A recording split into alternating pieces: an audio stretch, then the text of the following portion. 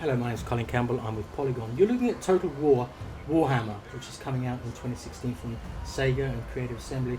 What's interesting about this game is that, unlike previous Total War games, which were held or set in historical circumstances like the Roman Empire, this one is set in a well-established fantasy world. And so instead of having units at your command that include archers or cavalry or infantry even, you've got all sorts of weird and wonderful stuff, including monster spiders, giants, gyrocopters, goblins, and in this case you're in command of an army of dwarves. And what's interesting about the dwarves is that they live underground, and so for the first time you get a total war battle taking place in a cave. Essentially it's just a huge cave, and the enemies come at you from all sorts of angles. They come out of caves and you don't really see them coming until they're pretty much on top of you, so that adds to the sort of strategic and tactical difficulties that are compounded by being in this fairly constrained area. Now obviously if you're a Warhammer fan, you're going to be interested in looking at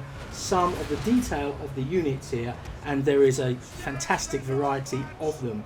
When I played this at Sega's offices a couple of weeks ago, I didn't even begin to get a sense of how I should deploy X unit against Y unit, because there's just so much information to take in. But I suspect that once you get started, you'll get the sense of who should be up against who when you have that rock paper scissors thing going on. This B-roll which we were sent, this is not the same as the game that I've had to play.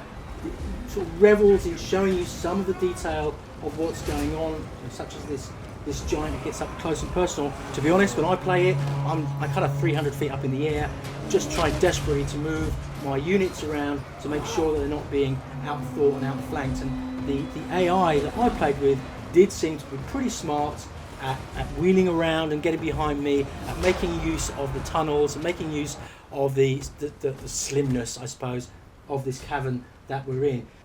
What I like about the dwarves is they have tons of personality and also lots of firepower, and you can see that the cannons that they use have a great deal of effect, as do those gyrocopters. It's the first time that air bombardment has been used in the series.